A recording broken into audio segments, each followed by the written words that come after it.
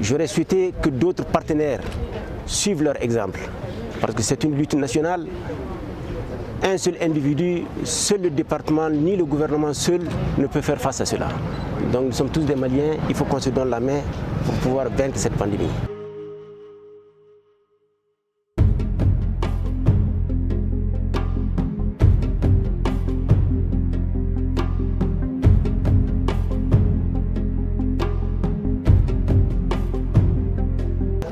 Dans des moments difficiles que traverse notre nation, nous sommes face à une pandémie ravageuse qui a fait des milliers de morts dans d'autres cieux et qui aujourd'hui malheureusement sévit dans notre pays. Donc ils ont bien voulu penser au personnel socio-sanitaire en termes d'apport de matériel, en termes de protection surtout. Parce que comme vous le savez, le personnel socio-sanitaire c'est le maillon principal de cette lutte, donc qu'il faut d'abord protéger.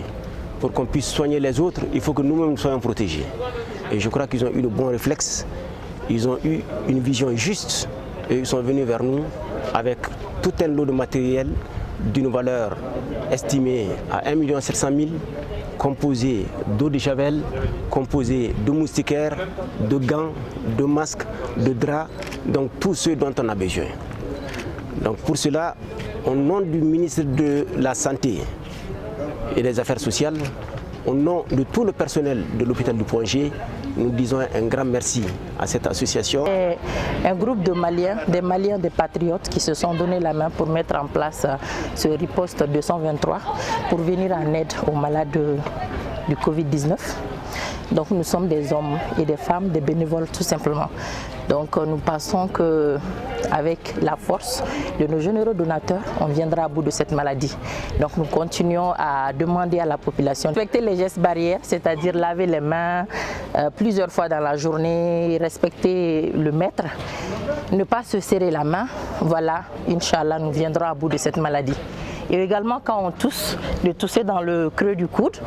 Voilà, de ne pas tousser à l'air pour ne pas contaminer les autres évidemment et voilà, arrêter les accolades aussi. Ce n'est pas la dernière, c'est le 3e CHU parce que nous avons commencé d'abord avec le Gabriel Touré, ensuite l'hôpital du Mali et aujourd'hui nous sommes au Point G. Demain on sera dans d'autres structures de santé. Nous n'allons pas nous arrêter uniquement à Bamako, Inch'Allah, si nous avons plus de donateurs, on va partir un peu partout au Mali.